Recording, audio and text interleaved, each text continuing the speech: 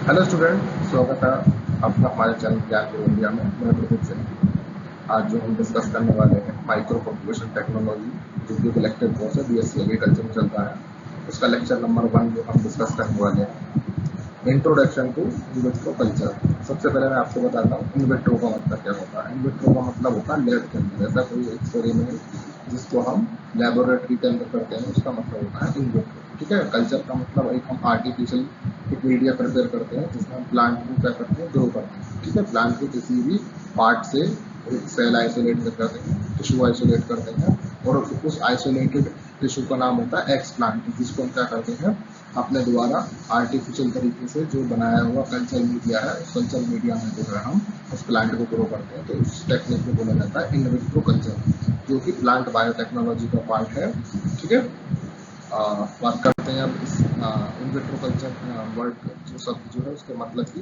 तो ये एक कैसा है, एक लैटिन वर्ड है जिसका मतलब क्या होता है, इन ग्लास। ठीक है ना। कांच के अंदर, कांच के जो टेस्टी होते हैं या कॉनिकल फ्लास्क जो होते हैं, उसके अंदर किसी भी प्लांट को ग्रो करना। तो in vitro is a Latin word meaning in glass. It refer to any process carried out in the sterile culture under the control condition in the laboratory. मतलब इन विट्रो शब्द है उसका Latin मतलब होता है glass, in glass. ठीक है ना। और ये एक ऐसी प्रोसेस है जो स्टेराइल कंडीशन में, स्टेरलाइज कंट्रोल कंडीशन में परफॉर्म की जाती है लेबोरेटरी के अंदर। स्टेरलाइज कंट्रोल कंडीशन का मतलब ये होता है कि जिसमें हम किसी भी अनवांटेड माइक्रो ऑर्गेनिज्म को एंटर ना होने दें, जिससे कि उसको कंटामिनेटेड ना करें या उसको खराब ना करें। ठीक है। तो ऐसे प्रोसेस जिसके द्वारा हम कंट्रोल कंडीशन में प्लांट को ग्रो कराते हैं लेबोरेटरी के अंदर, क्या कहलाता है, इन विट्रो कल्चर कहलाता है। द टेक्निक और प्रोसेस ऑफ मेंटेनिंग और कल्चरिंग सेल और tissue derived from living organisms in the culture media is called in vitro culture। in vitro culture का मतलब क्या होता है, ऐसी कोई प्रोसेस जिसको हम क्या कर सकते हैं, कल्चर प्रोसेस करते हैं, जिसमें हम सेल या टिश्यू जो है, सेल या टिश्यू को हम आइसोलेटेड करते हैं। किससे आइसोलेटेड करते हैं, लिविंग ऑर्गेनिज्म के द्वारा। ठीक है ना। तो सेल या टिश्यू जो आइसोलेटेड किया गया है वो किसके द्वारा किया गया है, लिविंग ऑर्गेनिज्म के द्वारा किया गया है, और उसको हम एक कल्चर मीडिया में क्या करते हैं, ग्रो कराते हैं। इस पूरी प्रोसेस को क्या कहा जाता है, इन विट्रो कल्चर कहा जाता है।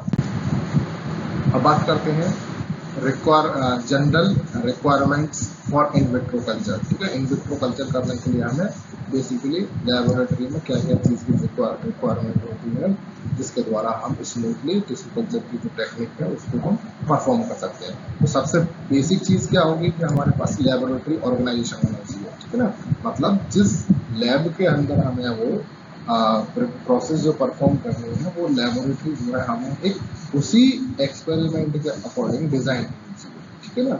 उस एक्सपेरिमेंट के अकॉर्डिंग डिज़ाइन होनी चाहिए। इसका क्या मतलब है कि उसके अंदर कुछ स्पेशल पार्टीशंस होने चाहिए। वो पार्टीशन कौन कौन से होते हैं, सबसे पहले देखते हैं। हमारे पास होता है media room for preparation, sterilisation and storage. हमारे पास जो है रूम्स होने चाहिए, मीडिया रूम्स। किसके लिए, तो सबसे पहले मीडिया प्रिपरेशन के लिए रूम होना चाहिए, स्टरलाइजेशन के लिए होना चाहिए। स्टरलाइजेशन का मतलब जिसमें ऑटोक्लेव्स वगैरह रखते हैं, और स्टोरेज के लिए होना चाहिए। स्टोरेज का मतलब हमारे पास डार्क रूम होना चाहिए। डार्क रूम का मतलब कि जब हम टिश्यू कल्चर कर रहे हैं उसमें हमें क्या है, हमारे पास जो है लाइट जो है वो कितना हमें प्रोवाइड करना है वो कंट्रोल होना चाहिए। कितने वेवलेंथ की लाइट देनी है और कितने टाइम तक देनी है। ठीक है ना। तो उसको हम डार्क रूम बोलते हैं। स्टरलाइज रूम का मतलब ये है जहाँ पर हम एसेप्टिक कंडीशन प्रोवाइड कर सकते हैं। जितने भी ग्लास वेयर या केमिकल्स हम यूज़ करने वाले हैं ड्यूरिंग द एक्सपेरिमेंट, वो सारे के सारे वायरस बैक्टीरिया फ्री, मतलब पैथोजेंस फ्री करनी है, माइक्रो ऑर्गेनिज्म फ्री करनी है। तो ऐसे ही हमारे पास एक रूम होना चाहिए जिसमें हम इंस्टॉलेशन की टेक्निक्स को परफॉर्म कर सकें।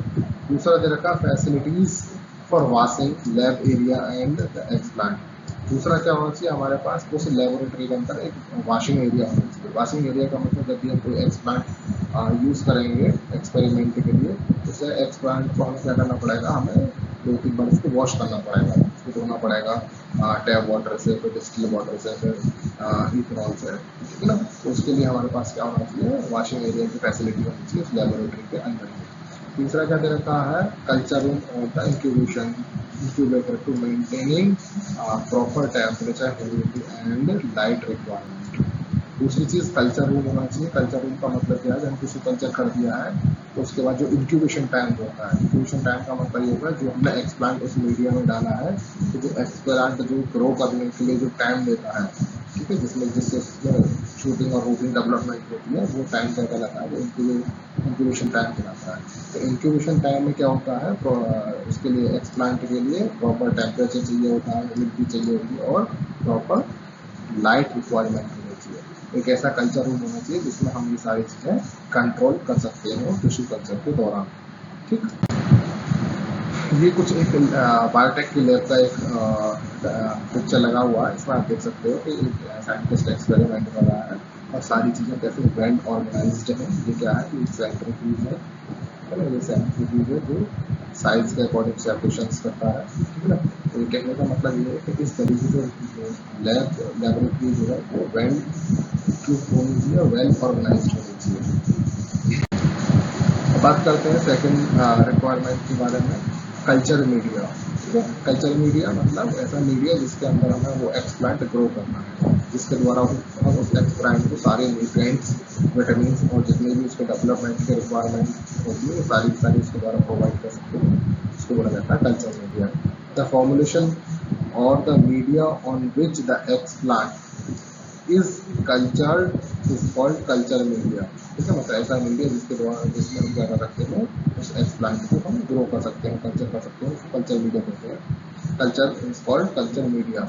It is composed of various nutrients required for the proper culturing. इस कल्चर मीडिया के अंदर क्या होता है, प्रॉपर जो है मतलब वेरियस न्यूट्रिएंट्स रिक्वायरमेंट होती है, मतलब वो सारे जो है न्यूट्रिएंट्स इसके अंदर रिक्वायर होते हैं जो उस पर्टिकुलर एक्सप्लांट को जो है ग्रो होने के लिए जरूरी होते हैं। Different types of plants and organs need different composition of culture media. इसका मतलब ये है कि जितने भी हम टिश्यू कल्चर करते हैं, हर टिश्यू को के अकॉर्डिंग जो उसका एक मीडिया प्रिपेयर किया जाता है। ठीक है ना, मतलब हम टिश्यू जो ले रहे हैं वो प्लांट के किस पार्ट से ले रहे हैं, उसके अकॉर्डिंग जो है वो मीडिया जो है वो कंपोज किया जाता है। ठीक है ना, कुछ एग्जांपल्स हैं जो मीडिया टिश्यू कल्चर में यूज किए जाते हैं, उसके कुछ एग्जांपल है। नंबर वन क्या है, MS media, LS media, B5 media और वाइड मीडिया। ये कुछ एग्जांपल है मीडिया के जो टिश्यू कल्चर में जब आपको प्रोपगेशन टेक्नोलॉजी हम यूज करते हैं। नंबर थर्ड जो है वो है एसेप्टिक कंडीशन। एसेप्टिक कंडीशन का मतलब ऐसी कंडीशन जिसमें हम जो है कोई भी माइक्रो ऑर्गेनिज्म को एंटर ना होने दें। अगर कोई माइक्रो ऑर्गेनिज्म उस कल्चर मीडिया या उस एक्सप्लांट से अटैच रहता है या उस ड्यूरिंग द प्रोसेस कहीं से कोई भी माइक्रो ऑर्गेनिज्म आ जाता है, तो क्या करता है, उस पूरे एक्सपेरिमेंट को जो है कंटामिनेटेड कर देता है, खराब कर देता है।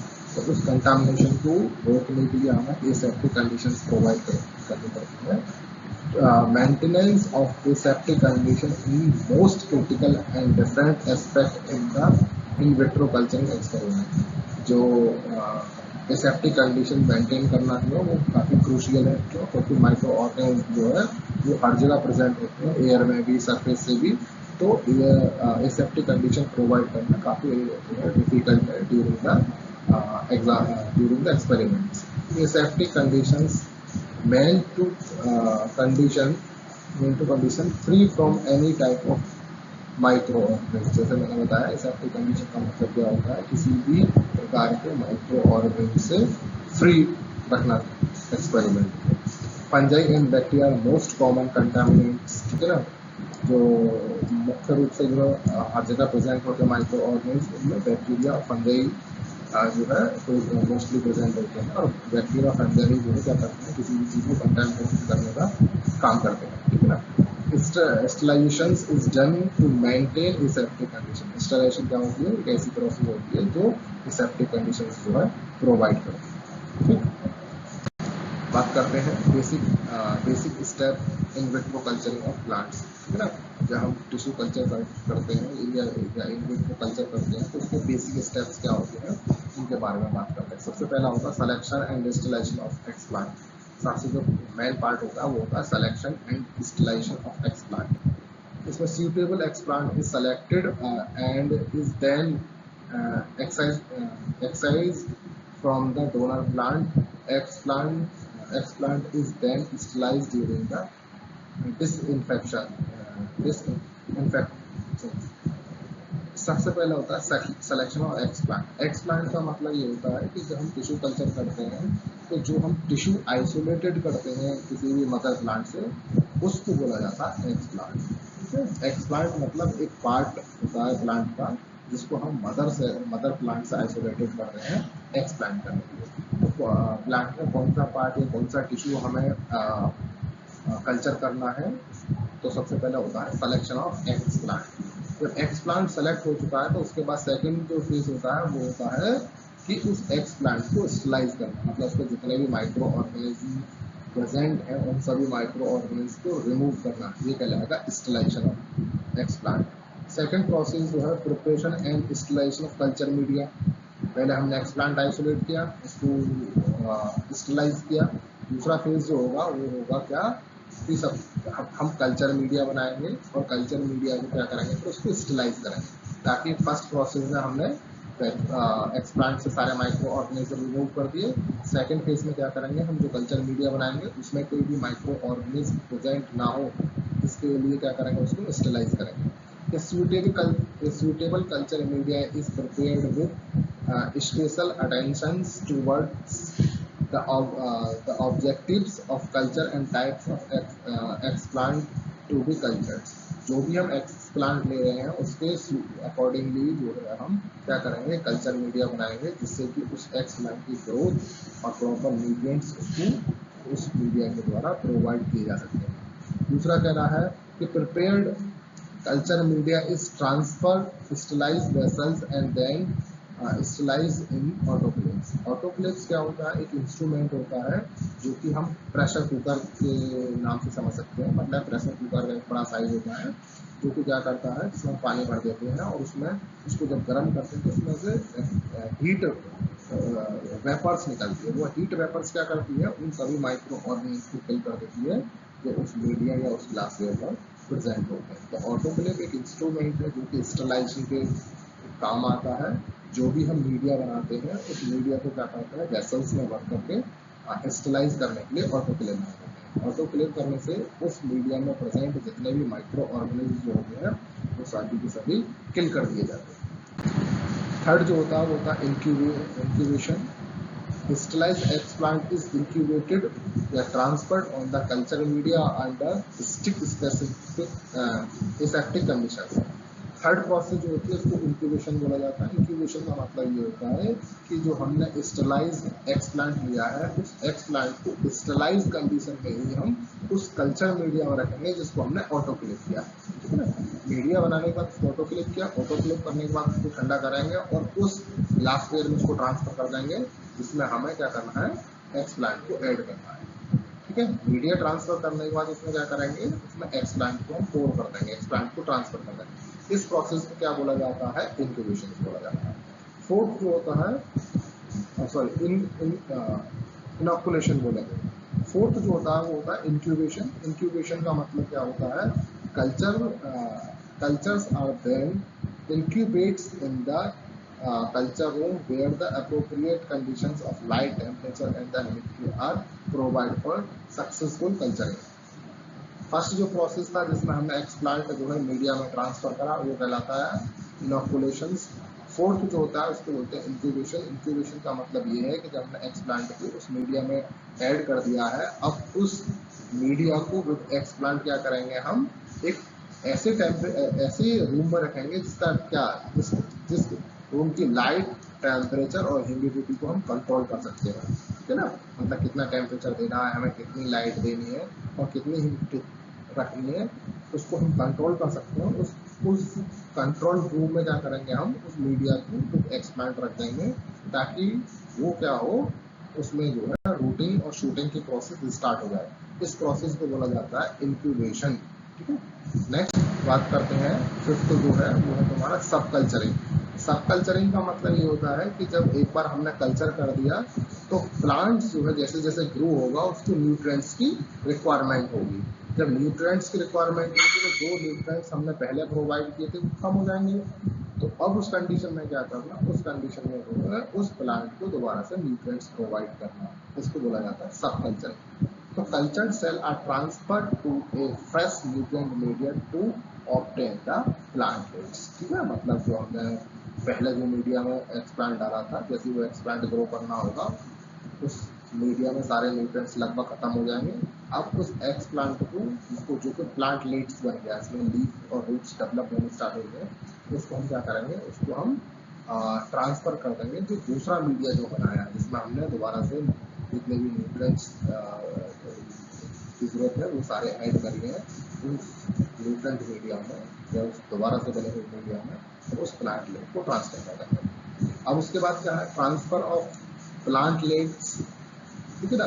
दूसरा 6 पॉइंट ये है कि जब हमारा रूटिंग और शूटिंग की प्रोसेस स्टार्ट हो जाती है, वो प्लांट जो है कुछ मैच्योर हो जाता है हल्का सा, तो उस प्लांट को हम क्या करते हैं, ट्रांसफर करते हैं ग्रीन हाउस में, मतलब लेबोरेटरी से उस प्लांट को ट्रांसफर कर दिया जाएगा ग्रीन हाउस में।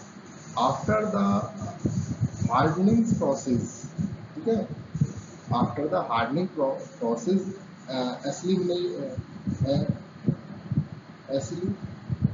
acclimatizations of plantletes to the environment, the plantletes are transferred to the greenhouse or the grounds. ठीक है ना। ठीक है ना, हम क्या करेंगे, जब हमारा वो प्लांट जो है लैब में डेवलप हो चुका है, ग्रो हो चुका है, उस प्लांट्स को क्या करेंगे, ट्रांसफर कर देंगे, जैसे ग्रीन हाउस में या कहीं किसी पोर्ट में उसको ट्रांसफर कर देंगे। ठीक है, ये हो गया ट्रांसफर टू प्लांटलेट्स। ये जो कंप्लीट प्रोसेस है उसको हमने सिस्टमेटिक तरीके से यहाँ पर बताया रखा है फ्लो चार्ट के द्वारा। सबसे पहले क्या करेंगे, इंटेक्ट प्लांट्स, ठीक है, कोई प्लांट लेंगे, उसके बाद क्या करेंगे, एक्सेस ऑफ एक्सप्लांट, उस मदर प्लांट से हम एक टिश्यू आइसोलेट करेंगे जिसको हम एक्सप्लांट बोलेंगे। उसके बाद थर्ड प्रोसेस क्या है, प्रॉपर ट्रिमिंग ऑफ एक्सप्लांट, उस एक्सप्लांट को एक पर्टिकुलर शेप में कट करेंगे छोटा सा। उसके बाद देना का फोर्थ पॉइंट क्या है, सरफेस स्टेलाइजेशन ऑफ एक्सप्लांट, उस एक्सप्लांट को क्या करेंगे हम इथेनॉल से वॉश करेंगे, जिससे कि उसके जितने भी माइक्रो ऑर्गेनिज्म जो अटैच हैं वो सारे हट जाएंगे, उसको क्या बोलेंगे, सरफेस स्टेलाइजेशन बोलेंगे। उसके बाद फिफ्थ प्रोसेस क्या होगी, स्टेलाइजेशन ऑफ ग्लासवेयर, जो भी एक्सपेरिमेंट के द्वारा हमें ग्लासवेयर यूज करना है उन सबको क्या करेंगे हम जो है स्टेलाइज करेंगे। उसके बाद सिक्स पॉइंट क्या है, एक्सपेरिमेंट वाज्ड इन स्टेलाइज्ड डिस्टिल्ड वाटर। ठीक है ना, एक्सप्लांट वाज्ड इन स्टेलाइज्ड डिस्टिल्ड वाटर, उस एक्सप्लांट को क्या करेंगे, डिस्टिल्ड वाटर से वॉश करेंगे। और सेवंथ क्या है, कल्चर मीडिया इज स्टेलाइज्ड ऑटोक्लेव, जो भी कल्चर मीडिया हमने उस एक्सप्लांट के अकॉर्डिंग बनाया है उस मीडिया को क्या करेंगे, ऑटोक्लेव द्वारा स्टेलाइज करेंगे।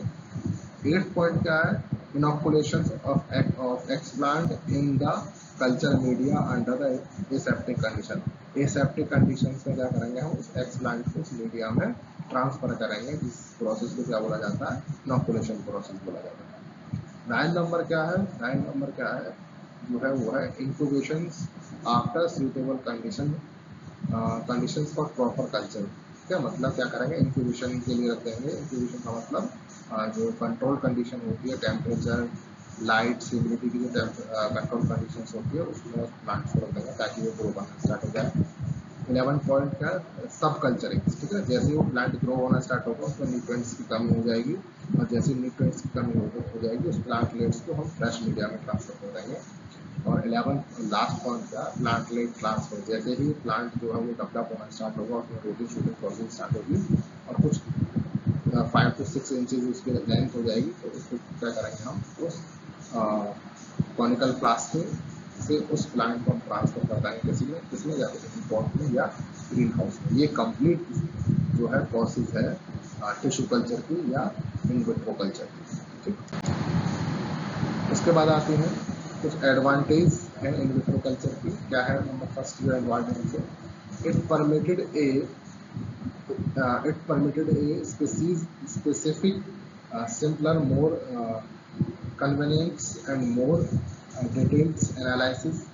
ठीक है ना, ये एक ऐसी प्रोसेस है जो काफ़ी स्पेसिफिक है, इसमें जो है क्या होता है, कन्वीनियंस अच्छा होता है। ठीक है ना, और इसमें एक्सप्लांट का जो है हम डिटेल एनालिसिस भी कर सकते हैं क्योंकि वो हमारे सामने ही ग्रो हो रहा है प्राइमरी स्टेज पर। सेकंड है, it simplify the system under study, so the investigators can focus on a small number of components. क्योंकि वो प्लांट जो है वो क्या है, वो जो इन्वेस्टिगेटर कर रहा है या जो टिश्यू कल्चर कर रहा है उसके सामने ही वो ग्रो हो रहा है, तो इससे क्या होता है कि वो इन्वेस्टिगेटर जो है वो छोटी छोटी चीज़ों पर भी फोकस कर सकता है during the tissue culture. Number 3 क्या रखा है, it is allow us to study human cells without exploration from an experimental animal और टिश्यू। इस टेक्निक्स के द्वारा हम क्या कर सकते हैं, जो ह्यूमन सेल्स जो है उनको एक्सप्लोर कर सकते हैं, ठीक है ना, बिना किसी एनिमल्स की डेथ के या हम बिना किसी एनिमल्स को जो हार्म पहुंचाए हुए उसे सेल आइसोलेटेड करके टिश्यू आइसोलेटेड करके उसको एक्सप्लोर कर सकते हैं। ठीक, नंबर नेक्स्ट जो रखा है, in vitro methods can be in vitro methods can be manufactured, uh, automated yields, high throughput screening methods for testing molecules in the pharmacology and the toxicology। ठीक है, ये फार्माकोलॉजी और टॉक्सिकोलॉजी स्टडी कर सकते हैं इस मेथड्स के द्वारा किसी भी प्लांट्स पर जो है ग्रो करके इसकी यील्ड की जो है क्या कर सकते हैं, हाई कर सकते हैं। ठीक है, फार्माकोलॉजी या टॉक्सिकोलॉजी यूज करने के अकॉर्डिंगली। नेक्स्ट लिखा है, it is not time bounded और सेशन बाउंडेड। ठीक है, मतलब ऐसा नहीं है कि जो सेशन आने पर ही या जो सीजन जो आता है जिसमें कोई प्लांट ग्रो होता है, तो ऐसा नहीं है कि उसको पर्टिकुलर सीजन में ग्रो किया जा सकता है। तो वो हमारे पास कंट्रोल कंडीशन है, किसी भी सिचुएशन में उसको हम क्या कर सकते हैं, ग्रो कर सकते हैं, किसी भी सेशन में हम किसी भी प्लांट को ग्रो कर सकते हैं। अगला भी रखा है, different techniques of in vitro culture, मतलब बहुत सारी टेक्निक्स हैं जो हम इन विट्रो कल्चर को सकते हैं। जैसे माइक्रो प्रोपगेशन है, एम्ब्रियो कल्चर है, ओविल कल्चर है, ओवरी कल्चर है, एंथर कल्चर है, पोलन कल्चर और एंडोस्पर्म्स कल्चर है। ये बहुत सारे टेक्निक्स हैं जो हम इन विट्रो कल्चर्स के द्वारा परफॉर्म कर सकते हैं। ठीक है, thank you, have a nice day. ऐसी ही वीडियो देखने के लिए हमारे चैनल को लाइक शेयर और सब्सक्राइब करें। इसमें आपको सारी प्लांट बायोटेक्नोलॉजी की, बायोकेमिस्ट्री की, माइक्रोबायोलॉजी की, जेनेटिक्स की, माइक्रो प्रोपगेशन टेक्नोलॉजी की बहुत सारी वीडियोज आपको इसी चैनल पर मिलते हैं।